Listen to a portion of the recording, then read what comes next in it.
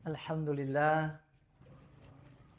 alhamdulillahilladzi la yakhibu rajiyahu wa la yaruddu da'iyah. Wassalatu wassalamu ala asyrafil anbiya'i Muhammad ibn Abdullah wa ala alihi wa ashabihi wa man walahu ila yaumil qiyamah.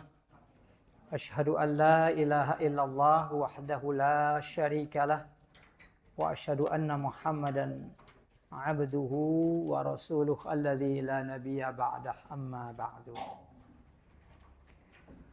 Al-hadirun al-kiram wal hadirat, sahabat muslim dan muslimah sekalian yang mudah-mudahan senantiasa mendapatkan anugerah, karunia dan keberkahan dari Allahu Jalla wa Ala dalam setiap ilmu dan perbuatan kita semua. Walillahil hamdu wal minnah. Malam hari ini kita kembali bermuajahah setelah sekian lama, terutama sekali di dalam kehadiran saya pada 2 pekan yang lalu, mungkin kalau saya tidak salah ingat, yang tidak bisa saya penuhi karena satu kesempatan bersafar yang ditentukan dalam waktu yang sangat mendadak sekali. Tapi mudah-mudahan semua itu menjadi bagian ya dari keberkahan ilmu dan amal yang akan bermanfaat buat kita semua insyaallah taala. Pada pertemuan malam hari ini kita sedikit berbicara tentang menjaga hati di akhir zaman. Itu tema kita secara umum. Pada beberapa bulan yang lalu dalam khutbatul Jum'ah, saya menyampaikan satu hadis yang hadis ini hadis yang sangat masyhur di antara kita sekalian. Tapi memuat banyak sekali fikih, banyak sekali pemahaman yang bukan saja bermanfaat untuk melengkapi wawasan keislaman kita, tapi juga menumbuh kembangkan nilai-nilai penghambaan diri kita kepada Allah Subhanahu wa taala, terutama di area penyucian hati. Di mana hadis ini diriwayatkan oleh Imam Muslim dalam sahihnya, diriwayatkan oleh Ibnu Majah dan At-Tirmidzi juga, bahkan juga oleh Imam Ahmad dalam musnadnya, dengan lafal yang berbeda-beda. Ya, mungkin akan saya satukan lafalnya, saya gabungkan semua lafalnya secara lengkap, di mana Nabi Shallallahu Alaihi Wasallam bersabda di dalam hadis yang disampaikan oleh sahabat Abu Hurairah radhiyallahu taala, bahwasanya beliau bersabda, Inna Allaha la yanzuru ila ajsadikum. Sesungguhnya Allah itu tidak memandang jasad-jasad kalian. Dalam satu riwayat, wala ila suwarikum. Allah juga enggak melihat penampilan atau tampilan kalian atau aksi kalian. Wala ila amwalikum. Dalam beberapa riwayat ada tambahan, Allah juga enggak melihat sebanyak apa harta yang kalian miliki. Walakin yanzuru ila qulubikum. Tapi Allah hanya memandang hati kalian. Dan dalam beberapa riwayat ditambahkan wa a'malikum, dan amal perbuatan kalian. Jadi secara utuh Allah enggak memandang jasad kalian, enggak memandang tampilan kalian, enggak memandang harta kalian, tapi Allah memandang hati dan amal perbuatan kalian. Sahabat muslim dan muslimah yang dimuliakan oleh Allah Subhanahu wa taala. Pertama di sini Allah Subhanahu wa taala dijelaskan oleh Nabi sallallahu alaihi wasallam, la yanzuru nadhru ihtimamin. Allah tidak memandang, artinya memandang dalam arti memerhatikan, untuk kemudian Allah akan memberikan pahala atau dosa. Ya. Innallaha la yanzur. Allah enggak memandang ajsadikum, jasad kalian. Ya. Jasad di sini pertama min haitsu hajmiha. Saghiratan kanat am kabirah. Dilihat dari ukurannya. Allah enggak melihat apakah jasad seseorang itu gede atau kecil, gemuk atau kurus, ya, keker apa kerempeng. Allah enggak lihat, ya. Itu dari sisi ukurannya. Wa min haitsu halatiha sahihatan kanat am mariyadah. Kemudian dari sisi kondisi jasad tersebut, apakah sakit atau tidak, sehat atau sakit. Jadi besar kecilnya badan, ya, sakit atau sehatnya badan, itu bukan bagian-bagian yang akan dipandang oleh Allah Subhanahu wa taala. Kalau itu dilihat dari semata-mata tampilannya saja. Besar kecilnya saja dilihat dari sehat atau sakitnya saja. Ada yang dengan sehat orang bertambah baik, ada yang dengan sakit orang bertambah baik. Allah tidak melihat semua itu. Wala ila amwalikum, Allah juga enggak memandang harta kalian. Seberapa banyak pencapaian harta yang kita dapatkan itu enggak menjadi titik pandang.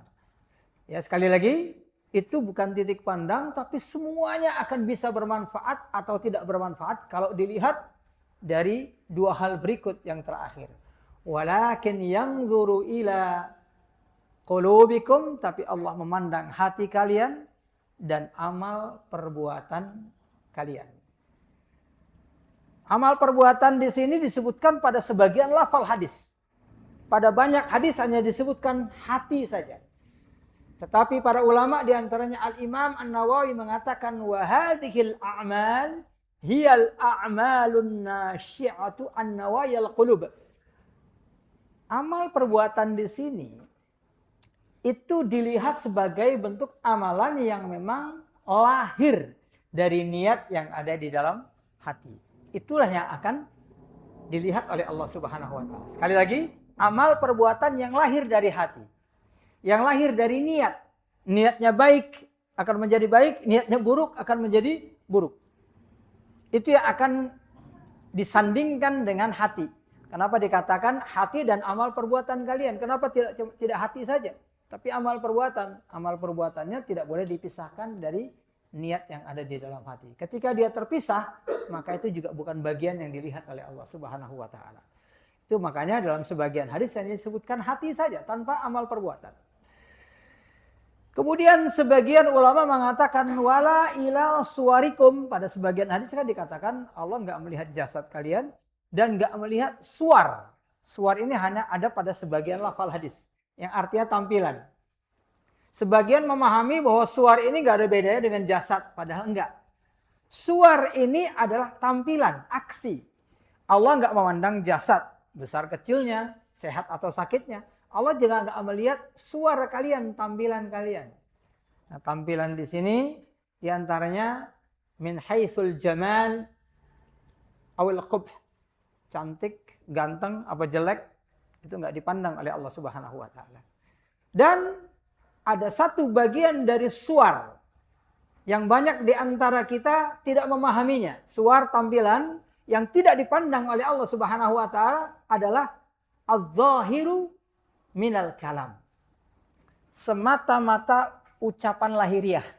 Ucapan lahiriah kita ini enggak dipandang oleh Allah.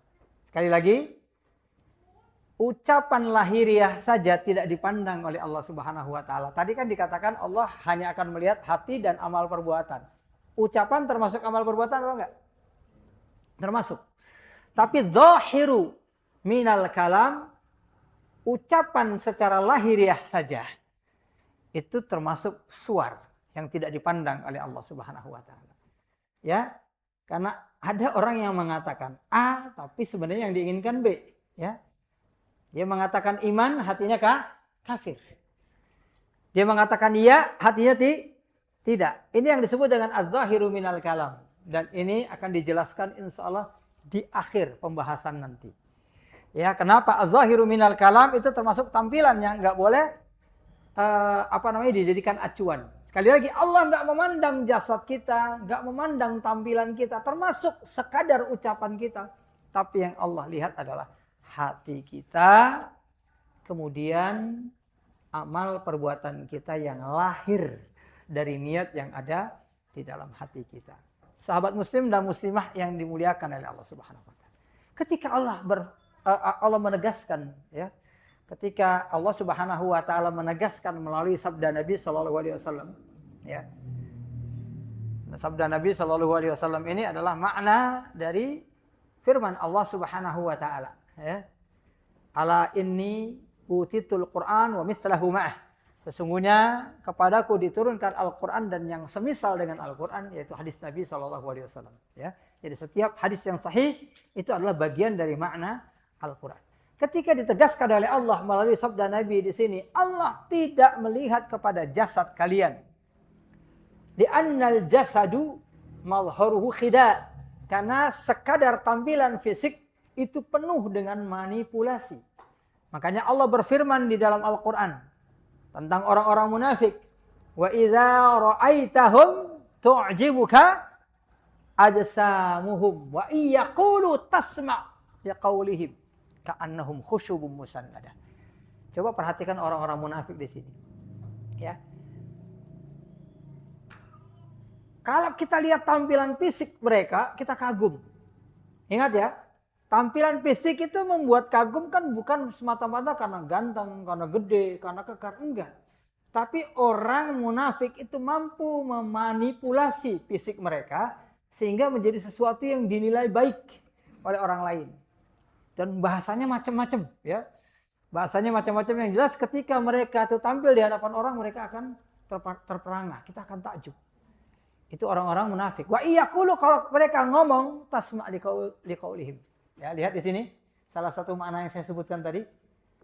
Ucapan lahiriah itu termasuk tampilan yang enggak dilihat oleh Allah. Karena orang munafik ini kalau ngomong itu bikin kita terperangah. Bikin kita terkejut. Bikin kita terpana. Bisa jadi dalam hati kita mengatakan kayaknya enggak ada orang yang lebih alim dari dia. Kayaknya enggak ada orang yang lebih soleh dari dia. Kayaknya enggak ada orang yang hatinya lebih baik dari dia. Padahal dia munafik. Makanya inna akhwafa ma akhafu alaikum munafiqun, ya. Malihal lisan, dalam satu hadis dikatakan alimul lisan. Yang paling dikhawatirkan oleh Nabi di antara umat ini adalah munculnya kaum munafik yang pintar ngomong. Yaqulu tasma' liqaulihim. Padahal apa? Ka'annahum khusyubun musannadah. Orang munafik itu diibaratkan dalam Al-Qur'an seperti kayu-kayu yang disandarkan. Jadi khusyub dalam budaya Arab, khusyub itu kan artinya kayu, ya. Wal khusyubu minha hatabun yutbakhu biha ayun doju biha ala ta'imah. Kadang-kadang yang namanya kayu itu bermanfaat karena dia difungsikan sebagai kayu bakar. Ya. Kayunya memang bukan kayu mahal, tapi bermanfaat karena dipakai buat apa? Kayu bakar. Sehingga bisa buat masak. Kayunya murahan tapi bisa digunakan. Di antara khusyub mayu benabiha, ada di antara kayu yang digunakan untuk membangun bangunan. Ya, ini nilainya lebih tinggi daripada sekadar kayu bakar. Tapi dua-duanya bermanfaat. Nah, ada jenis kayu yang ketiga, ya. Ini dipakai buat bangunan nggak bisa, buat kayu bakar nggak bisa. Ini biasanya cuma disenderin aja. Nah, ini yang dimaksud khusyub musannadah. Sebagus apapun tampilannya kayu, kalau buat bangunan nggak bisa, buat kayu bakar nggak bisa, difungsikan untuk yang lain yang bermanfaat juga nggak bisa, dibikin tongkat nggak bisa, dibikin apa nggak bisa. Nah, ini yang disebut oleh orang Arab dengan khusyubum musannadah. Begitulah orang munafik. Sehebat apapun mereka, seperti kayu yang disandarkan. Nah, makanya Allah tidak melihat jasad-jasad kalian, tidak melihat tampilan fisik kalian, cara bicara kalian, tapi Allah melihat hati kalian. Nah, kemudian timbul pertanyaan ketika dikatakan kenapa Allah hanya melihat hati kita dan amal perbuatan yang lahir dari niat hati kita. Ya, di sini ada banyak sekali penjelasan ulama kenapa hati itu menjadi pusat perhatian Allah. Kenapa nanti akan dilihat dan dinilai oleh Allah sesungguhnya adalah hati. Itu banyak sekali penjelasan, tapi karena waktu terbatas, saya akan sampaikan sebagian di antaranya saja dengan penjelasan singkat. Ya. Yang pertama, kata para ulama, li'annal qulub mawdi'ut taqwa, karena hati itu tempatnya satu nilai yang disebut ketakwaan. Ya, ketakwaan itu ada di mana? Di hati. Innamat taqwa hahuna. Sesungguhnya ketakwaan itu di sini. Ketakwaan bukan di sini. Ya. Ketakwaan bukan di sini, bukan di sini. Ketakwaan di sini disebut dalam hadis fa asyara, ya, bisababihi ila sadri. Dengan jarinya beliau menunjuk ke arah dada. Ketakwaan itu ada di sini. Makanya di dalam ayat ya ayuhan nas inna khalaqnakum min dzakarin wa unsa wa ja'alnakum syu'uban wa qabaila lita'arafu. Kami menciptakan manusia itu ada yang perempuan, ada yang laki-laki, ya, bersuku-suku, berbangsa-bangsa. Ini semuanya enggak menentukan apapun. Ya. Tujuannya beda itu untuk saling mengenal aja. Untuk saling tahu, ya. Kalau orang dari negara ini modelnya gini, bahasanya begini, ya. Itu untuk memperluas cakrawala, perkenalan kita terhadap makhluk-makhluk di dunia ini, ya. Tetapi inna akramakum indallahi atqakum, yang paling mulia di antara kalian adalah yang paling bertakwa. Begitu juga dalam hadis yang masyhur, la fadla li arabiyyin ala ajamiyyin illa bittaqwa. Bahkan orang Arab aja itu enggak lebih mulia dibandingkan orang non-Arab tanpa ketakwaan. Jadi perlu sedikit diluruskan, ya. Saya sering menjelaskan di banyak kesempatan.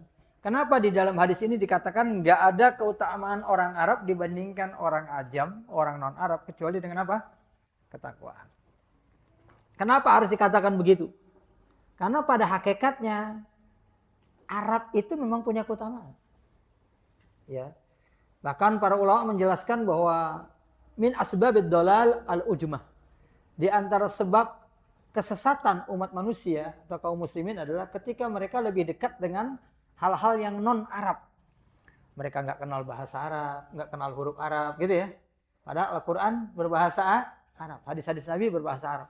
Semakin orang jauh dari yang namanya Arab, ya Arab, sebenarnya itu potensi untuk tersesat, meskipun tidak 100%. Di antara sebabnya. Maka Arab itu punya keutamaan. Ya, tapi ada ucapan sebagian ulama, man takallama bi arabiyyin fa huwa arabi. Tapi kalau orang itu mampu menguasai bahasa Arab dengan sefasih-fasihnya, maka sesungguhnya dia adalah orang Arab. Jadi dia memiliki keutamaan Arab meskipun nasabnya bukan nasab Arab. Tapi Arab yang sesungguhnya itu kata Syekhul Islam Ibnu Taimiyah, ya, orang yang lahir di negeri Arab, punya keturunan Arab dan berbicara dengan bahasa Arab. Itu baru lengkap Arabnya. Tapi, nah ada tapinya. Orang tinggal di negeri Arab, keturunan Arab, ngomongnya sepasih-pasihnya bahasa Arab, tetap nggak akan punya keutamaan apapun kalau nggak diimbangi dengan ketakwaan. Nah di sini dipahami di situ ya. Jadi disebutkan ya hadis ini bukan menunjukkan Arab nggak punya keutamaan sama sekali, enggak. Tapi keutamaan itu semuanya nggak ada nilainya kecuali dengan ketakwaan. Sama orang berilmu ada nilainya nggak? Ya, berilmu itu bagus nggak? Bagus. Thalabul ilmi itu wajib. Cuman ilmunya itu akan jadi sia-sia kalau nggak ditambah dengan ketakwaan. Ini yang dimaksud di situ. Kalau dikatakan orang yang berilmu yang nggak bertakwa itu nggak ada keutamaannya dibandingkan orang jahil, itu bukan berarti ilmu nggak punya keutamaan. Keutamaannya itu hilang karena ketakwaannya itu hilang. Jadi yang pertama itu ya.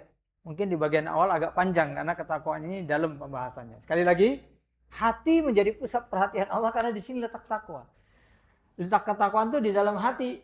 Sehingga banyak sekali amal perbuatan kita yang nggak bisa ditentukan itu ketakwaan atau bukan. Karena yang menentukan adalah hati seseorang. Ya, ada orang yang nggak mau bekerja di sana, tapi bekerjanya di sini. Orang lain nggak tahu alasannya, tapi dia yang paling tahu. Kalau saya menganggap dengan bekerja di sini, saya lebih dekat dengan Allah. Saya nggak mau belajar di sana, saya mau belajarnya di sini.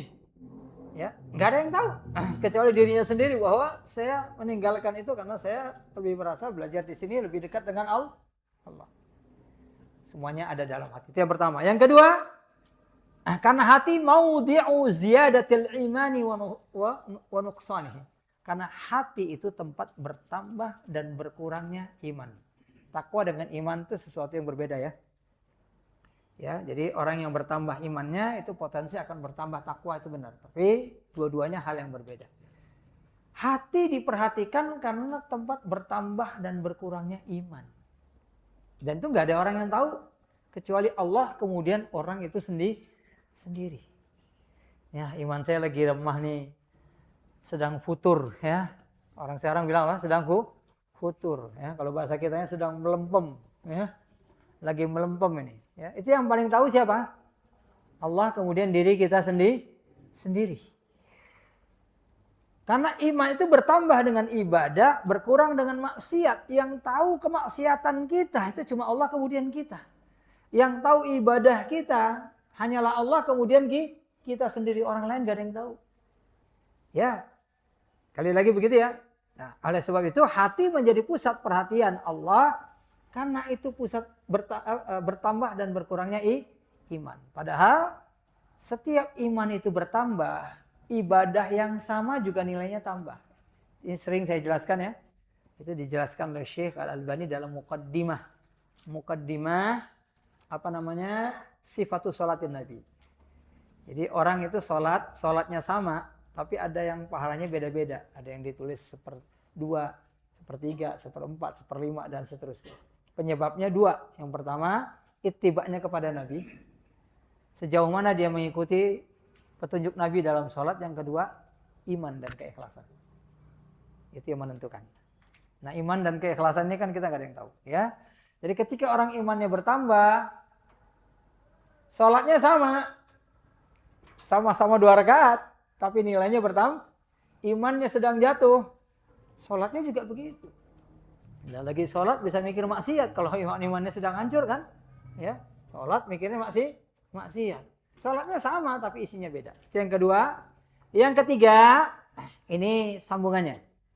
Ya, sambungannya karena hati itu maudhi'ul ikhlas. Karena hati itu tempatnya keikhlasan, au adamihi atau ketidakikhlasan. Ya, beda antara iman dan ikhlas, ya. Keikhlasan itu berkaitan dengan niat. Niat orang beramal itu karena Allah atau bukan karena Allah. Dan ini sifatnya sangat bermanuver. Enggak setiap orang yang imannya bagus, setiap mengamalkan amalan pasti niatnya bagus, belum tentu, karena setan itu pintar. Ya. Orang ilmunya bagus, ya, ilmunya banyak, rajin ibadah. Apakah ibadahnya pasti karena Allah? Belum tentu. Karena ketika ibadah makin bagus, potensi riya juga semakin tinggi kan gitu ya. Orang sholatnya di rumah aja. Ini saya memperbandingkan. Orang sholatnya di rumah aja. Orang nggak tahu kalau dia sholat. Jelas keutamaan dia jauh di bawah orang yang sholatnya di masjid. Ya, bagi laki-laki. Ya, betul ya. Tetapi ketika seorang itu sholat di masjid, potensi riyanya lebih gede gak? Lebih gede. Di rumah gak ada yang ngelihat. Sholat sendirian, ya relatif lebih aman. 100% aman ya enggak, tapi relatif lebih aman. Begitu keluar, berjalan ke masjid. Mau kemana? Masjid. Baru ngomong masjid aja udah tergoda pikiran. Masjid dong. Ditambahin dong udah lain tuh jurusannya. Ya. Masjid dong, masa ke warung kopi. Udah beda gak? Baru ditanya itu loh, belum nyampe masjid. Nah, baru nyampe masjid itu makin rajin aja ke masjid. Iya, alhamdulillah udah godaan lagi ya. Ya, hati sudah naik ke atas itu. Betul? Ya, jadi semakin tinggi ibadah, begitu juga ibadah-ibadah yang lain, apalagi ibadah yang sifatnya fisik dan terlihat. Orang makin banyak umroh, potensi diampunin dosanya itu banyak ya. Karena umroh itu mengampuni dosa. Tapi umroh juga potensi riya. Waduh, palanya gundul nih, baru umroh. Iya. Iya, gimana lagi ya? Mau nggak digundulin ya? keutamanya kurang, digundulin kelihatan umrohnya. Akhirnya ada tuh, saya punya teman dia gundulin terus biar gak ketahuan umroh apa enggak. Gundul, orang nggak nanya lagi, tiap hari dia gundul. Ya, ya sekali lagi ya, ini ikhlas ya. Hati kita tempatnya ikhlas dan tidak ikhlas sehingga diperhatikan. Kemudian ya min haitsu sihhatiha wa saqamiha. Hati juga merupakan tempat penyakit atau tempat kesehatan ya, hati yang sehat atau hati yang sakit. Ya, ini level lebih lanjut dari pembahasan ya. Jadi hati juga tempatnya apa?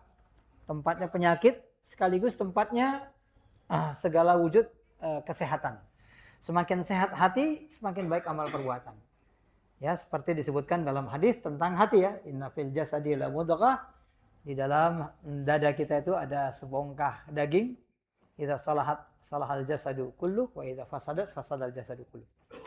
Kalau dia sehat, maka seluruh badan akan sehat. Kalau dia sakit, seluruh badan akan sakit. Ala wahyal qalbu, itu yang disebut dengan jantung ya.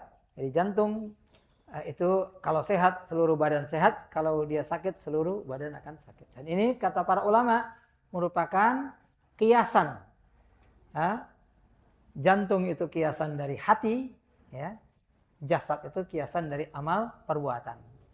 Hati baik, amal perbuatan juga baik. Hati jelek, amal perbuatan juga jelek. Dan penyakit hati itu banyak, bukan cuma ria, bukan cuma sum'ah, ada juga ujub, ya. Ada pelit. Nah, jadi para ulama menyebutkan pelit, sifat pelit. Orang kan memandang sikap pelit itu hanya akan berhubungan dengan harta saja, ya. Jadi ada orang ya melakukan amal perbuatan diirit-irit, itu juga pelit. Ya. Hatinya diirit-irit, amal perbuatan diirit-irit. Kalau untuk dunia nggak diirit-irit, tapi kalau untuk akhirat diirit-irit. Yang penting niatnya ikhlas. Kan kata Nabi, amal yang terbaik itu yang penting terus-terusan meskipun sedikit. Betul ya? Hati-hati, ini bisa menjebak. Mentang-mentang dikit, ngajarnya dikit. Semuanya dikit, amal kebajikan semuanya dikit. Yang penting ikhlas. Sedekah tiap hari biarpun dikit, yang 5.000. Dia bisa sedekah 5 juta juga nggak ada. Tapi 5.000 aja yang penting ikhlas. Betul ya? Ya, jadi ingat ya. Jadi penyakit hati itu banyak, bukan hanya bukan hanya berkaitan dengan harta, bahkan dengan ibadah. Nah, ini di sini masjidnya dekat, cuma 2 langkah 3 langkah ya, tapi kalau sholat di situ banyak sekali gangguan sehingga tidak kurang ikhlas, mungkin kurang khusyuk sekali. Sana agak jauh. Dekat aja lah. Itu juga orang ngirit ya. Rusak dikit enggak apa, yang penting bisa terus-terusan. Ini termasuk sifat pelit. Nah, kita nggak bahas ya, penyakit hati itu luas sekali pembahasannya. Kalau dibahas waktu kita nggak akan cukup. Ya. Kita kembali ke pembahasan. Nah, jadi hati tempatnya penyakit atau kesehatan. Kemudian di sisi yang lain ada pembahasan tentang hati yang disebut dengan as-sa'adah was-saqawah. Hati juga tempatnya kebahagiaan dan tempatnya kesengsaraan. Kebahagiaan dan kesengsaraan. Kenapa Allah hanya melihat hati kita? Ya, karena hati sekali lagi salah satu fungsi hati adalah menyimpan kebahagiaan atau menyimpan kesengsaraan. Loh, sengsara sama bahagia hati itu kan nasib. Kenapa harus dilihat? Ingat ya, bahwa konteks di sini adalah sesuatu yang dinilai oleh Allah Subhanahu wa taala. Banyak di antara kita yang memandang kebahagiaan dan kesengsaraan hati itu hanya soal nasib. Kalau kesengsaraan harta, dapat harta dikit atau banyak, betul itu nasib. Ya, orang kerja keras juga belum tentu kaya, kerja nyantai-nyantai juga belum tentu miskin. Itu betul. Tapi kesengsaraan dan kebahagiaan hati itu sesuatu yang berbeda.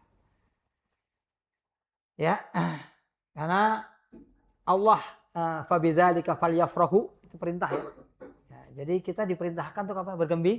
Bergembira, bersenang hati, ya. La in syakartum la azidannakum. Kalau kalian bersyukur, aku akan menambah nikmat.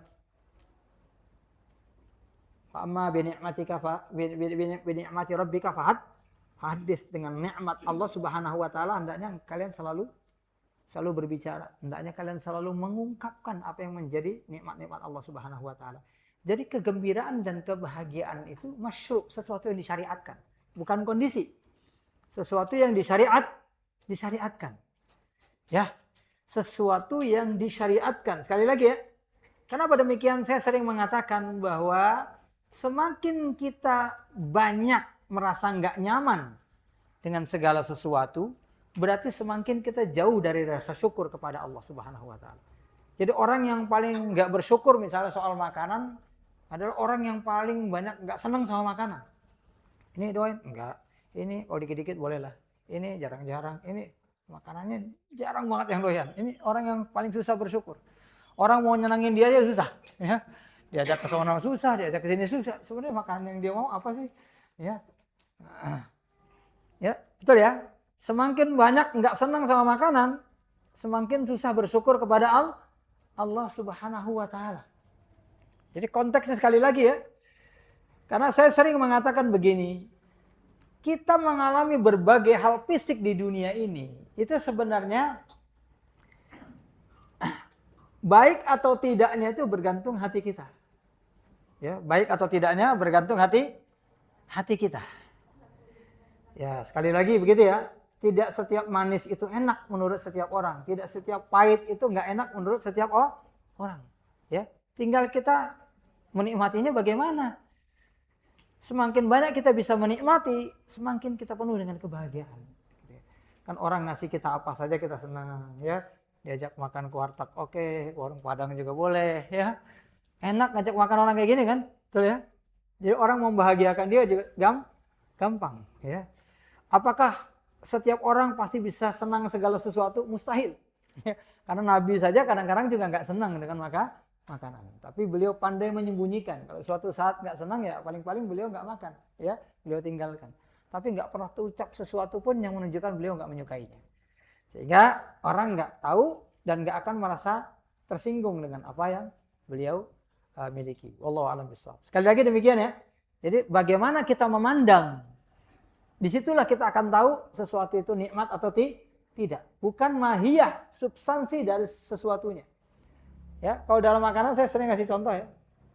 Ya, kalau kita makan semur, ya, kita makan semur nih. Kata orang Sumatera sana, waduh ini kemanisan. Kata orang Jawa bilang, ini udah pas ini. Nah, kata orang Betawi, ini kurang manis lagi. Ya, dia Betawi ini bukan termasuk orang yang suka makanan manis, tapi kalau bikin semur, wah itu paling gila ya kalau orang Betawi itu. Ngabisin kecap ya. Orang Betawi kalau bikin semur ngabisin kecap ya. Paling medok sendiri. Jadi semur ini semur yang biasa aja ya, kalau kata orang Sumatera kemanisan, kata orang Jawa pas, kata orang Betawi kurang manis. Padahal bendanya sama. Yang di sini kurang, yang di sini pas, yang di sini kelebihan. Jadi yang membedakan apa? Suasana hati ketika makan, ketika menikmatinya. Itulah sumber kebahagiaan atau kesengsaraan seseorang. Maka semakin banyak kita tidak menyukai hal di dunia ini, semakin kita kehilangan kesempatan untuk menjadi hamba-hamba yang bersyukur. Sekali lagi, tidak ada manusia yang sempurna. Nggak mungkin kita bisa menyukai segala hal, ya. Tetapi sekali lagi, kita harus belajar untuk menikmati banyak hal. Sehingga semakin sedikit di dunia ini hal-hal yang tidak kita sukai. Ya, la haula wala quwata illa billah. Itu diantara hal yang terkait dengan kenapa Allah itu memandang hati, ya. Karena hati itu tempat ketakwaan, tempat bertambah berkurangnya iman, ya. Hati itu tempat keikhlasan, hati itu juga tempat apakah ada penyakit atau tidak, ya. Hati juga merupakan tempat kebahagiaan atau kesengsaraan. La haula wala quwata illa billah. Ya, makanya sering saya sebutkan ungkapan Syekhul Islam Ibnu Taimiyah. Inna fid dunya la jannatan man lam yazukha lam yazuk jannatal akhirah. Di dunia ini ada sorga yang kalau di dunia ini kita nggak merasakan sorga itu, kita nggak akan merasakan sorganya akhirat. Jadi orang yang betul-betul ahlul jannah di dunia ini orang yang hatinya paling berbahagia. Ya, beliau juga mengutip berkali-kali satu ungkapan yang sebenarnya merupakan ungkapan Ibrahim bin Adham. Tapi banyak orang menganggap itu ucapan Ibnu Taimiyah saking seringnya beliau mengatakan seperti itu. Ya. Jadi lau ya'lamu al-muluk wa abna'ul muluk ma fi qulubina min an-na'imi was-surur idzan lajaladuna 'alaiha bis-suyuf. Seandainya para raja, anak-anak raja di dunia ini mengetahui kebahagiaan dan kegembiraan yang ada di hati kami, di hati kita orang-orang yang beriman, niscaya mereka akan membunuh kita karena cemburu. Jadi orang yang beriman itu orang yang paling bahagia. Ya, orang yang paling bahagia, yang paling bisa menikmati hidup di dunia. Karena kalau kita nggak bisa menikmati surganya dunia dengan keimanan, kita nggak akan merasakan surganya akhirat. Ya, la haula wala quwata. Lalu bagaimana dengan yang mengatakan bahwa dunia itu adalah jannahnya orang-orang kafir? Ini sudah sering saya jelaskan ya. Dunia ini surganya orang-orang kafir. Surganya orang-orang kafir itu dibandingin kesengsaraan mereka di akhirat. Ya, bukan berarti di dunia ini mereka paling bahagia, hatinya paling senang. Enggak, ya. Tidak ada orang-orang kafir yang hatinya bahagia enggak ada, ya. Cuma dibandingkan ya azab akhirat, mereka di dunia ini masih surga. Dan kita dibandingkan dengan akhirat, bahagianya kita di dunia ini itu masih neraka. Masih penjara. Karena di dunia itu kita akan mendapatkan kebahagiaan yang enggak pernah dilihat mata, enggak pernah didengar telinga, enggak pernah dibayangin di dalam hati kita. Kemudian sebagai penutup dari pembahasan sesi pertama ini, sebelum nanti dilanjutkan sedikit setelah azan, ada satu hadis Nabi Shallallahu Alaihi Wasallam. Yang hadis ini dianggap lemah oleh sebagian ulama, di antara Syekh Albani dalam Dhaif Tirmidzi, ya. Tapi dinyatakan hasan oleh banyak ulama. Ya, dan hadis ini wallahu a'lam bishawab, saya berpendapat termasuk hadis yang hasan li ghairihi au bi majmu'i turuqihi, karena masing-masing bagian hadis ini ada disebutkan dalam hadis-hadis yang sahih. Hadis itu berbunyi, yakunu fi akhir zaman rijal. Di akhir zaman ini akan muncul manusia-manusia. Yakunu fi akhir zaman rijalun. Akan muncul manusia yang digambarkan yalbasun ala nas julud ad-da'n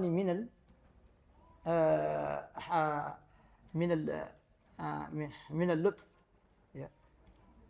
Mereka itu menggunakan pakaian-pakaian dari kulit domba untuk menunjukkan mereka itu lutf atau lin, ya, mereka itu baik, mereka itu lembut. Alsinatuhum ahla min al-asal. Ucapan mereka itu lebih manis dari madu. Tadi saya sebutkan, ya. Zahirul kalam itu termasuk yang enggak dilihat Allah. Karena di akhir zaman itu ada orang yang ngomongnya kayak apa? Kayak alsinatuhum, ya, ahla minal asal. Wa qulubuhum qulubudz zi'ab. Ini dalam lafal yang dianggap lemah sebagian ulama, ya. Sementara hati mereka itu hati serigala. Ikhwas fillah yang dimuliakan oleh Allah Subhanahu wa taala, dalam lafal yang lebih lengkap disebutkan yakunu fi akhiriz zaman rijalun yakhtiluna ad-din bid-din. Yakhtiluna ad-dunya bid-din. Ada di akhir zaman itu manusia-manusia akan merebut dunia itu dengan agama. Yakhtilun di sini ala ma'nayain, ada dua makna. Yang pertama, yaqtanuna ad-dunya, mengambil dunia sebanyak-banyaknya tapi dengan modal agama. Dan yang kedua, yukhadi'una an-nas bid-din. Artinya menipu manusia tapi dengan agama. Mengambil dunia dengan agama atau menipu manusia dengan agama. Nah, hadis ini bagian-bagiannya itu ada dalam hadis-hadis yang sahih. Tentang mencari dunia dengan agama itu ada dalam hadis Ibnu Mas'ud yang masyhur, ya. Yang disebutkan dalam Sunan At-Tirmidzi dan yang lainnya dengan sanad yang sahih, ya. Bahwasanya Rasulullah SAW di akhir zaman disebutkan tanda-tandanya. Hadis ini dari sahabat Ibnu Mas'ud. Ya. Dari sahabat Ibnu Mas'ud ada yang menisbatkan ini kepada ucapan Umar bin Khattab radhiyallahu taala anhu, bukan kepada sabda Nabi sallallahu alaihi wasallam. Wakilahuma sahih, keduanya sahih. Di mana disebutkan di situ, hadisnya panjang, sudah pernah kita bahas ya, tentang fitnah yang seperti siang dan malam. Di mana orang tumbuh berkembang dalam fitnah dan godaan tersebut. Panjang hadisnya, kemudian di bagian akhir daripada hadis tersebut, ketika ditanya kepada wa mata dzalika ya Aba Abdurrahman, kapan itu terjadi wahai Aba Abdurrahman, yaitu Ibnu Mas'ud. Ibnu Mas'ud menjawab, idza kasurat qurra'ukum wa qallat fuqaha'ukum, ketika banyak orang yang membaca tapi sedikit yang paham. Wa kasurat umara'ukum wa qallat umana'ukum, banyak yang jadi pemimpin tapi sedikit yang amanah. Nah, ini yang saya maksud, makna yang sesuai dengan hadis tadi, wa tufaqqiha li ghairid din. Banyak orang yang mempelajari ilmu tapi bukan ilmu agama, atau orang yang mempelajari ilmu fikih agama tapi tujuannya bukan agama tapi dunia. Wal tumisatid dunya bi amalil akhirah, kemudian dunia dikejar dengan amalan akhirat. Ini sesuai dengan bagian awal dari hadis tadi, ya. Jadi hadis tadi ada disebutkan dalam hadis yang sahih, ya, hadis Ibnu Mas'ud yang masyhur tentang fitnah akhir zaman. Kemudian bagian daripada mereka yang hatinya ucapannya bagus tapi hatinya jelek, itu disebutkan dalam bagian hadis Hudzaifah ibnul Yaman. Ya, tentang dai-dai akhir zaman, tahu ya hadisnya? Hudzaifah ibnul Yaman, du'atun ila abwabin nar, ada dai-dai yang mengajak ke neraka. Ada satu riwayat dari Hudzaifah ibnul Yaman, itu kan banyak riwayatnya. Dalam satu riwayat itu ada tambahan. Wa yaqumu fihim rijalun. Catat di sini, wa yaqumu fihim rijalun qulubuhum qulubus syayatin ala jusmanil ins. Di antara dai-dai ahli neraka itu, yang mengajak ke neraka itu, ada sekelompok orang yang hati mereka hati setan, tapi badan mereka badan manusia. Ya. Ya, jadi kalau ngomong manusia banget, ya, tapi hatinya iblis banget, ya. Betul ya? Kalau nampakkan perbuatan yang lahir, wah yang lahiriah, wis benar-benar manusia banget. Tapi perbuatan yang tersembunyinya itu setan banget. Itu gambaran dari orang-orang di akhir zaman. Ikhwaskan fillah yang dimuliakan oleh Allah Subhanahu wa taala, di mana kehancuran mereka itu bukan karena amalan lahiriah mereka, tapi hati-hati mereka yang ibarat serigala, hati-hati mereka yang ibarat iblis. Dan mereka itu sayang sekali, banyak di antara mereka itu justru menjadi dai-dai yang seolah-olah mengajak ke surga, padahal mengajak ke neraka. Maka di akhir zaman cobaan untuk menjaga hati itu jauh lebih sulit. Sesulit apa? Nanti kita akan ringkaskan di bagian kedua setelah azan terlebih dahulu insyaallah taala. Wallahumma fiq ila aqwamit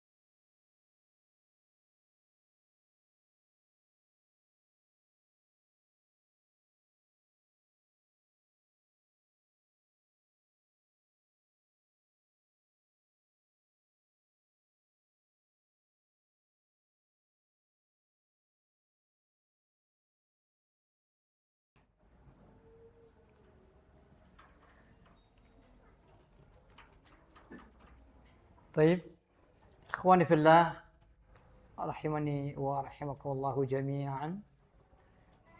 Di antara godaan akhir zaman ketika kondisi hati kaum muslimin itu menjadi sesuatu yang semakin misterius. Karena ada satu hadis sahih. Hadis ini bagian dari hadis panjang yang ada dalam Sahih Bukhari dan Muslim, ya. Pada salah satu lafalnya. Ya, pada sebagian lafal itu tidak ada, tapi pada sebagian lafalnya itu ada tambahan. Yaitu hadis tentang bagaimana ada di antara orang di zaman Nabi itu yang berperang hebat, tapi di akhir hidupnya dia wafat dalam keadaan su'ul khotimah karena bunuh diri. Hadis ini sangat masyhur sekali. Ada dalam Lu'lu' wal Marjan. Nah, di salah satu lafalnya itu ada tambahan sabda Nabi di bagian akhirnya. Innallaha la yu'ayyidu hadzal dina birrajulil fajir. Kenapa sampai ada orang yang berjihad begitu hebat meninggal dalam keadaan su'ul khotimah? Kadang-kadang sabda Nabi berkata begitu ya. Kadang-kadang agama ini bisa diangkat setinggi-tingginya justru oleh orang yang sebenarnya dia ahli maksiat. Orang yang sebenarnya bukan ahli sorga. Tapi diangkat. Jadi ada orang yang berjihad tapi bukan ahli sorga. Ya, orang yang mendakwahkan agama ini kemana-mana tapi ternyata dia bukan ahli sorga. Ya, sekali lagi ikhwaskan fiddin, ini cobaan bagi kita. Ya, cobaan bagi kita terutama di akhir zaman karena sosok-sosok itu sebagaimana disebutkan dalam hadis Hudzaifah ibn Yaman tadi dan hadis yang saya sebutkan tadi ya, dengan derajat yang hasan menurut banyak para ulama menunjukkan semakin banyak sosok-sosok itu muncul di akhir zaman. Makanya sering saya katakan semakin mendekati hari kiamat itu ada satu jenis perbuatan ya, sisi A-nya dan sisi B-nya yang sama-sama susah. Ya. Susah apa? Susah menempatkan husnuzan dan suudzon kepada orang. Ya, di akhir zaman itu semakin susah. Betul ya? Semakin susah kita ada kelihatan orang baik, ujung-ujungnya nggak baik, ada nggak gitu? Banyak ya. Jadi kadang-kadang ada orang berbuat baik, kita mikir, ini benar baik apa enggak? Ya. Jadi akhirnya kita suudzon bukan pada tempatnya. La haula wala quwata illa billah. Jadi makanya ketika kita melihat kebaikan seseorang jangan terlalu terpukau. Tapi juga ketika melihat ada orang baik berbuat kejelekan jangan langsung melanjangi seolah-olah orang tersebut sudah orang yang rusak. Wah, alim tapi begini. Berilmu tapi begini. Katanya ahli ibadah tapi begini. Ingat ya, kita nggak pernah tahu dia menyimpan berbagai macam perbuatan-perbuatan baik yang mungkin mengangkat harkatnya tanpa kita ketahui. Jadi konteksnya di akhir zaman kayak gitu, semakin susah. Makanya di sini saya tutup pembahasan kita dengan menyebutkan satu doa yang ma'rufun 'indas salaf, sangat dikenal di kalangan para ulama salaf. Tetapi nisbatuhu ila Abi Bakar As-Siddiq dhaifah. Nisbat ucapan ini kepada Abu Bakar As-Siddiq itu dhaif, enggak sahih riwayatnya. Yang sahih itu riwayatnya dinisbatkan kepada salah seorang sahabat Nabi yang tidak disebutkan namanya. Jadi riwayat ini sahih tapi ucapan salah seorang sahabat Nabi yang tidak disebutkan namanya wa jahalatus sahabi la yadur. Sahabat Nabi itu enggak ketahuan namanya enggak masalah. Ya, karena di dalam hadis kan banyak qala rajulun berkata seorang laki-laki enggak masalah. Faqila ada yang bertanya kepada Nabi, siapa yang nanya? Enggak tahu, enggak apa-apa. Ya. Apa ucapannya? Itu doa, berupa doa. Allahumma ja'alni khairan mimma yadhunnun. Ya Allah, jadikanlah aku ini lebih baik dari yang dipersangkakan manusia. Kita berdoa. Semoga kita dijadikan jauh lebih baik daripada yang dipersangkakan manusia. Waghfirli dalam satu riwayat wastur alayya ma la ya'lamun. Ampuni dosa-dosaku yang tidak mereka ketahui. Mungkin kadang-kadang mereka menganggap saya baik. Ternyata saya banyak dosa. Ya Allah ampuni dosa-dosaku yang mereka enggak tahu. Wala tu'akhidni bima yaqulun. Dan jangan engkau beri aku hukuman ya Allah atas apa yang mereka katakan. Bagus ya doanya ini. Silakan dihafal ini. Karena ini waridun anis salaf. Ya. Doa salah seorang sahabat Nabi SAW. Dan itu sangat luar biasa doanya ya. Allahumma ja'alni khairan, untuk menjaga hati kita ya Allah. Jadikan aku jauh lebih baik dari yang mereka persangkakan. Mereka nyangka kita levelnya B, ternyata kita minta begitu. Jangan orang anggap kita baik, ternyata jelek, nggak enak ya. Ya, kemudian setelah itu kita juga minta kepada Allah mengampuni dosa-dosa kita yang orang lain nggak tahu, ya. Karena mereka nganggap saya baik padahal saya banyak dosa. Ya, dan kemudian kita minta kepada Allah dibebaskan dari pertanggungjawaban atas apa yang diucapkan manusia. Karena manusia itu ya ucapan netizen itu kan jahat banget ya kadang-kadang ya. Ya, itu jangan sampai membuat kita dihukum oleh Allah Subhanahu wa taala, ya. Mereka bersuudzon kepada kita, jangan sampai kenyataan kita seperti itu, kayak gitu ya. Mereka nyumpahin kita, jangan sampai sumpahnya betul-betul ya jadi kan gitu ya, ngeri kan? Ya, ada orang berbuat jelek, ketahuan orang banyak disumpahin kan nggak enak, ya. Jadi kita minta kepada Allah dijauhkan dari semua itu. Itu saja mungkin ikhwaskan fiddin, mudah-mudahan Allah menjadikan hati kita terpelihara, terjaga terutama di fitnah dan godaan di akhir zaman, di mana semakin sulit kita menjaga hati kita. Kita mau baik juga orang menilai dengan cara yang berbeda, ya. Kadang-kadang kita berbuat salah seolah-olah nggak ada tempat untuk bertobat di hadapan Allah Subhanahu wa taala. Sekali lagi, semakin mendekati hari kiamat, semakin besar cobaan kita untuk menjaga hati kita. Wallahul muwaffiq ila aqwamit thoriq. Baik, mungkin dibuka dulu untuk 1-2 pertanyaan. Ada yang bertanya di antara ikhwan? Ya, silakan, Pak. Assalamualaikum warahmatullahi wabarakatuh. Waalaikumsalam warahmatullahi wabarakatuh. Tema kita hari ini adalah berbicara tentang hati Ya. yang dikaitkan dengan amal soleh. Iya. Kalau Allah lebih mendekat hati itu selaras dengan amal perbuatan. Gitu, Pak. Hati itu selaras dengan amal perbuatan. Iya, selaras dengan amal perbuatan yang sebenarnya. Iya. Itulah yang diingini Allah gitu. Iya, betul. Di dalam penelitian sosial, Pak, itu disebut konsep, Pak. Iya. Konsep hati dan Iya. konsep amal soleh. Iya. Terus adakah contoh-contoh ya Hmm. yang bisa Bapak tunjukkan? Ada orang hanya hati saja, tapi tidak dikaitkan dengan amal soleh. Dengan amal soleh. Iya. Itu antara lain contohnya mungkin orang munafik ya, Pak ya. Ya. Artinya perbuatannya hati saja di luar dari amal solehnya. Iya. Atau juga hanya amal soleh di luar dari hati saja. Iya. Ada contoh-contoh perbuatan itu? Ya, konteksnya banyak ya. Jadi hati itu hendaknya selaras ya dengan amal perbuatan. Tapi kita melihatnya dari sudut pandang pertama, hati yang dikatakan selaras dengan amal perbuatan, bahwa amal perbuatan yang benar-benar baik itu akan lahir dari hati yang baik. Tapi ada amal perbuatan yang kelihatan baik, tapi belum tentu baik. Karena tidak diniatkan dengan baik. Jadi perbuatan yang kelihatan baik saja belum tentu baik. Ya. Karena bisa ada riya dan lain sebagainya. Termasuk hadis Nabi yang mengatakan faman kanat hijratuhu lidunya yusibuha ami mura'atin yang kuha, ya, fa hijratuhu lama hajar ilaih. Orang yang hijrahnya karena wanita atau karena mencari dunia, ya. Ini kan bisa aja nggak kelihatan. Dia mau berhijrah tujuannya karena wanita, bisa jadi yang tahu cuma dia. Ya. Dia mau berhijrah cuma nyari dunia, yang tahu cuma dia. Dia belajar ilmu agama cuma mau mencari dunia, yang paling tahu hanya Allah, kemudian dia. Secara lahiriah kelihatan lempeng-lempeng aja, belum tentu. Selama hatinya tidak baik, maka amal perbuatan juga tidak akan menjadi baik meskipun zahirnya kelihatan baik.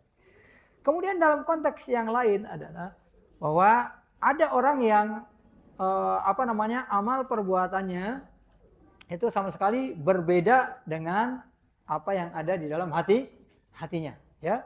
Jadi amal perbuatan yang sekali lagi zahirnya itu menampakkan kebaikan, keimanan, ya. Tapi hatinya justru menyembunyikan bukan saja kejelekan, bahkan kebalikannya. Kalau tadi kan cuma niatnya jelek dan lain sebagainya. Ada yang bahkan hatinya kafir, seperti orang-orang munafik. Ya, orang-orang munafik itu hatinya itu kafir, memang nggak beriman. Tapi lisannya menunjukkan keimanan. Ya, dan kemunafikan ini macam-macam, ya. Ya, kemunafikan ini macam-macam. Jadi Ibnu Taimiyah menyebutkan dalam Majmu' Fatawa, bentuk kemunafikan itu macam-macam. Ada kemunafikan yang betul-betul dia seumur hidup menunjukkan keimanan sampai meninggal orang tahunya dia iman, padahal dia munafik. Dia memecah belah. Ada yang ujung-ujungnya ketahuan, ya. Ada yang dari awal dia mengaku muslim atau dari keluarga muslim, ternyata dia menyembunyikan kekafiran. Ada yang memang dia nggak pernah tinggal di kalangan kaum muslimin, nggak dikenal juga sebagai muslim, tapi tiba-tiba menelusuk masuk di antara orang-orang Islam, mengaku dirinya muslim untuk menghancurkan Islam dari dalam. Jadi munafik juga macam-macam, Pak, ya. Jadi ada yang dia itu dari keluarga Islam tapi dia kafir, tapi dia menyembunyikan kekafirannya karena malu, ya. Ada yang memang dia bukan muslim, masuk untuk merusak dari dalam. Intinya orang-orang yang seperti ini, ada yang menzahirkan keislaman sampai akhir hayat dalam pandangan manusia, ada yang kemudian ketahuan, ya. Ada yang kemudian ngaku belakangan bahwa dia bukan muslim dan lain sebagainya. Dan itu di sepanjang sejarah banyak contohnya, ya.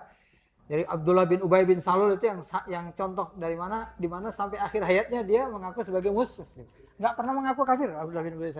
Sampai meninggalnya pun tidak dikuburkan bersama kaum muslimin. Jadi enggak pernah. Tapi ada Abdullah bin Sabah yang akhirnya ketahuan bahwa dia bukan muslim. Ya, ada Snok Hogronya juga kita tahu, ya. Orang yang memang benar-benar dia bukan muslim tapi pura-pura masuk Islam, ya. Dan lain sebagainya. Jadi konteksnya seperti itu, ya. Jadi banyak orang yang amalannya berbeda. Dan kemudian apakah mungkin orang yang hatinya baik tapi amal perbuatannya nggak baik? Nggak mungkin. Orang yang hatinya baik pasti akan melahirkan amal kebajikan, ya. Pasti akan melahirkan amal kebajikan. Tapi bisa nggak orang yang kelihatan nggak melakukan amal kebajikan, tapi kemudian hatinya baik dan akhirnya masuk surga? Bisa nggak? Ada orang yang sebenarnya hatinya baik dan dia selalu berusaha untuk mengamalkan kebaikan tapi gagal. Mengamalkan lagi gagal, mengamalkan gagal. Tapi di akhir hayatnya Allah istiqomahkan dia meskipun hanya sesaat. Itu orang yang disebutkan, ya, orang yang mengamalkan amalan-amalan ahli neraka sampai sejengkal lagi mau meninggal, kemudian diwafatkan dalam keadaan baik. Jadi ada orang yang hatinya baik, tapi amalannya sampai mendekati mati gak kelihatan ada yang baik, gitu, ya. Ya, orang yang sebenarnya berhati baik, berusaha untuk menjadi baik tapi gagal terus karena banyak godaan kiri kanannya. Tapi sebenarnya dia menyembunyikan kebaikan dan ketulusan hati. Jadi Allah lebih mengetahui tentang hati seseorang. Makanya sekali lagi ini bukti bahwasanya Allah nggak melihat amal perbuatan tapi hati yang ada dalam diri seseorang. Ya. Jika seseorang itu memiliki keimanan, maka iman itu akan tetap dijaga oleh Allah Subhanahu wa taala, ya, menjadi sumber kebaikan. Makanya yadkhulul jannata man kana fi qalbihi mithqalu dzarratin min iman. Akan masuk surga juga orang yang meskipun di hatinya ada iman meskipun sebiji zarah. Ya. Wallahu a'lam bishawab. Jadi konteks-konteks itu ada, ya, mewujud dalam konteks kehidupan sehari-hari. Wallahu a'lam bishawab. Sudah cukup? Satu tapi panjang, ya. Ya, kita cukupkan di sini saja. Mohon maaf atas segala kekurangan dan insyaallah taala akan kita sambung pada pembahasan berikut tentang tema yang berbeda. Tapi saya menjanjikan akan menjadi tema yang merupakan kelanjutan dari tema kita pada hari ini, ya, membahas salah satu di antara hadis yang masih luput dari bahasan pada kajian kali ini. Insyaallah taala. Hadza lil ilmi fa'tabiru ya ulil absar. Assalamualaikum warahmatullahi wabarakatuh.